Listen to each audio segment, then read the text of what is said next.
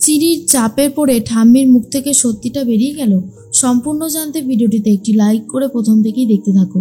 গল্পের শুরুতেই দেখা যায় চিনি তো বুঝতে পেরে গেছিল বড় মা চিনিকে সাহায্য করার নামে চিনিকেই বিপদে ফেলতে চাইছে, আর তার জন্য চিনি তাড়াতাড়ি করে চলে এসেছে বড় মার ঘরে, এসে দরজা টকটক করতে থাকে। আর এদিকে বড় মা সিঁদুর দিয়ে কাজ সামলেছে। আবছা আবছা লেখায় যেই না সিঁদুর ফেলেছে সবটাই পুরো স্পষ্ট হয়ে গেছে। তার মধ্যেই চিনি এসে বলে, এ কি, তোমার হাতে এইভাবে সিঁদুর পড়লো কি করে? চিনি জোর করে দরজাটা খুলে ফেলে। আর তখনই বড়মা বলে, আর বলো না, তোমার সাথে যখন আমি আমার স্বামীর গল্প করছিলাম তখন না আমার স্বামীকে আমি খুব মিস করছিলাম। মনে পড়ে যাচ্ছিল পুরোনো দিনের কিছু রঙিন কথা, আর সেই জন্যই আমি সিঁদুর কৌটোটা বার করে দেখছিলাম। হঠাৎ করে সিঁদুর কৌটোটা খুলে গেল আর হাতে সিঁদুর পড়ে গেছে। তখনই চিনি বলে, মিথ্যে কথা বলছো কেন তুমি? তুমি বলো ছাইয়ের কাজ সিঁদুর দিয়ে সামলেছো, তাই তো? কথাটা শোনার পরেই বড়মা রেগে যায় আর বলে, তুমি ছাইয়ের বিষয়টা কি করে জানলে? প্রমীলা বলেছে, তাই না? খুব ভালো ভাব হয়েছে তো তোমাদের মধ্যে, ব্যাপারটা হেমকে বলতে হচ্ছে। তখনই চিনি বলে, সে তুমি যাকেই বলো না কেন তাতে আমার কিছু যায় আসে না, তবে যেটা সত্যি সেটা তো সত্যিই থাকে, তাই না? সেটাকে কি তুমি সরাতে পারবে? বড়মা, তুমি আমাকে লিখে দেওয়ার নাম করে তুমি একটা পাতা নিজেও নিয়ে এসেছো, দেখি দেখি তোমার কাছেই রয়েছে, আর বলেই খুঁজে বার করে ফেলে। চিনি বলে, তার মানে যেটা ভেবেছিলাম সেটাই করেছো। এর ওপরে সিঁদুর ফেলে তুমি সমস্ত সত্যি জানতে চাইছিলে, কিন্তু আমি যে এই পাতাটা তোমার কাছে কিছুতেই রাখতে দেব না বড়মা, কিছুতেই না। বড়মা তো এরপর আরো বেশি করে রেগে যায় আর বলে, চিনি তুমি কিন্তু বড্ড বেশি বাড়াবাড়ি করছো। চিনি তখন বলে, কই, আমার তো মনে হয় না যে আমি বাড়াবাড়ি করছি, বরং আমার যেটা মনে হয় আমি ঠিকই করছি। চিঠিটা নিয়ে সবে বেরোতে যাবে ঠিক তখনই চলে এসেছে দ্রোণের ফোন। আসলে ফোন করেছিল অনেকবার, চিনিকে পায়নি বলে এরপর শিল্পী ফোনটা নিয়ে এসেছে আর বলে, দেখো না দাদাভাই তোমাকে ফোন করছে। এরপর চিনিকে ফোনটা দিয়ে বেরিয়ে যায়।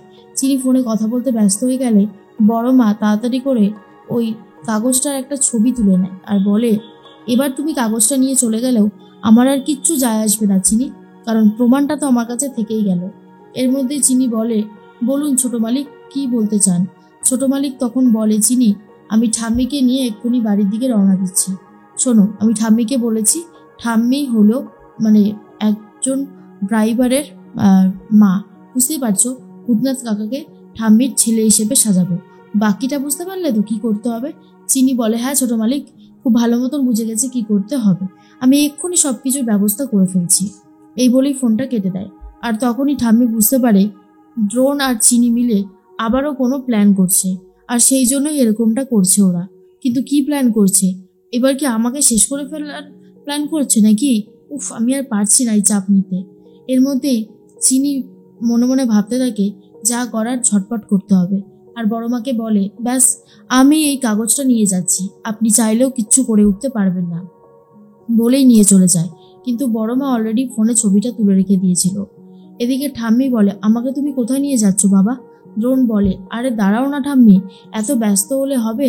তোমাকে যেখানে নিয়ে যাচ্ছি সেখানে তুমি খুব ভালোই থাকবে, তোমার জন্যই তো সেখানে নিয়ে যাওয়া, চলো চলো, এই বলেই নিয়ে যায়। আর ঠাম্মি তখন ভাবে, এ কি, দ্রোণ নিজের বাড়িতেই নিয়ে আসলো কেন? বললো যে বস্তিতে পাঠাবে আমাকে, কি করতে চাইছে দ্রোণ? এরপরই ঠাম্মি বলে, দ্রোণ তুমি যে আমাকে বলেছিলে বাবা যে তুমি আমাকে বস্তিতে নিয়ে যাবে। দ্রোণ তখন বলে, ঠাম্মি আমি তো তোমাকে বস্তিতে নিয়ে যাব বলেছিলাম, কিন্তু তোমার ছেলে যেখানে চাকরি করে সেখানেই তোমায় নিয়ে আসলাম।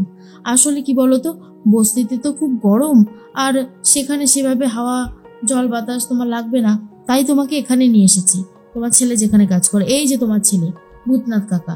আর তখন ঠাম্মি মনে মনে রেগে যায় আর বলে, একজন ড্রাইভার কিনা আমার ছেলে?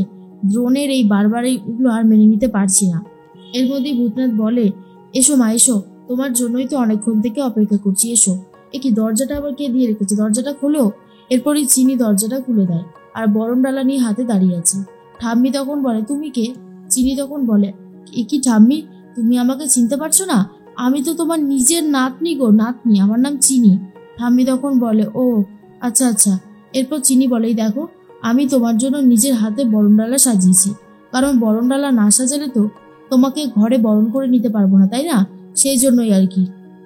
চিনি তখন বলে, দেখো ঠাকুরের আসনও পাতা রয়েছে, জানো আমার না দিদি শাশুড়ি রয়েছে, যে কিনা খুবই বাজে একজন মহিলা। আমি যখন বিয়ের পরে নতুন বউ সেজে বাড়িতে পা দিই, তখনই ইচ্ছে করে ঠাকুরটাকে উল্টে দেওয়ার ব্যবস্থা করে, যাতে আমি অলক্ষ্মী সেটা প্রমাণ করতে পারে। আর ভাবছেন তো?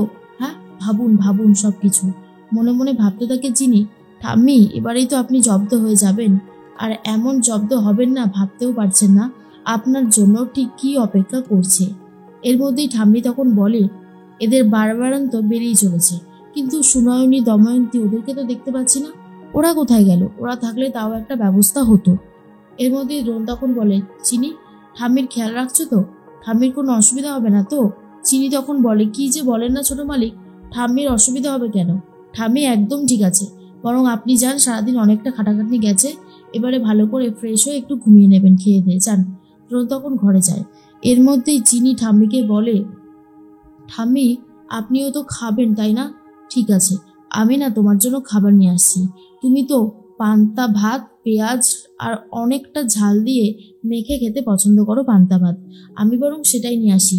ঠাম্মি মনে মনে বলে, সর্বনাশ, এখন আমাকে পান্তা ভাত খেতে হবে? হে ভগবান, আর কত খারাপ দিন যে আমাকে দেখতে হবে কে জানে।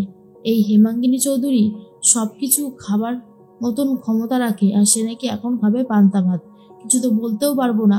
চিনি আর দ্রোণ যেভাবে আমার পেছনে উঠে পড়ে লেগেছে, তাই সত্যিটা কোনোভাবেই বলা যাবে না।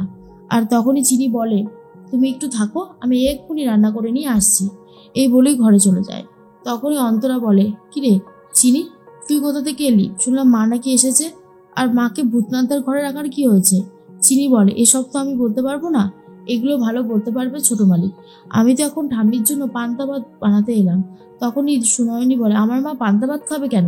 আমার মা পান্তা ভাত খাবে না চিনি। চিনি তখন বলে, ঠাম্মি তো নিজেই বলল পান্তা ভাত, পেঁয়াজ, লঙ্কা এসব দিয়ে খাবে, তাই ভাবলাম যে ঠাম্মির জন্য একটু ঝাল ঝাল করে পান্তা ভাতটাই না হয় বানিয়ে দিই। এরপর কড়াই গরম করে তাতে শুকনো লঙ্কাটা ভালো করে ভাজতে শুরু করে। আর এরপর যেই কড়া করে ভাজা হয়ে যায়, তারপরে ভাতের সাথে ভালো করে ডলে দেয়। আর দিয়েছে পেঁয়াজ, আর যা ঝাল দিয়েছে, এটা খাওয়ার পরে অবস্থা খারাপ হয়ে যাবে হেমাঙ্গিনী চৌধুরীর। তার মধ্যেই দ্রোণ বলে, চিনি ঠাম্মির জন্য খাবার বানানো হয়ে গেছে? চিনি তখন বলে, হ্যাঁ ছোট মালিক, খাবার বানানো একদম রেডি, এবারেই আমি ঠাম্মিকে দিতে যাব। সুনয়নী খুব রেগে গিয়ে বলে, কি দিনকাল পড়লো আজকাল আমার মায়ের জীবনে, শেষ পর্যন্ত লঙ্কা ভাত খেতে হচ্ছে। এর মধ্যেই খাবার নিয়ে চলে এসেছে চিনি, আর বলে, ঠাম্মি নাও খেয়ে নাও তো, তোমার পছন্দ মতন খাবারই এনেছি, খাও খাও। এরপর চিনি বলে, এর মধ্যে যে লঙ্কা আছে না ঠাম্মি, খেলে বুঝবে কত ধানে কত চাল। দেখেই লাল লাল লাগছে, আর বুঝতে পারে ঠাম্মি এটা বড্ড বেশি ঝাল হয়েছে। তখনই চিনি বলে, ঠাম্মি তোমার কি কিছু কথা মনে পড়ে গেল? বলো না ঠাম্মি। আর চিনি চাপ দিতে শুরু করলে মাথায় হাত দেয় ঠাম্মি, আর বলে, জানি না, চুপ করো তোমরা, বড্ড বেশি বাড়াবাড়ি করছো। আর যেটা শোনার পর দ্রোণ বেশ খুশি হয়ে যায়।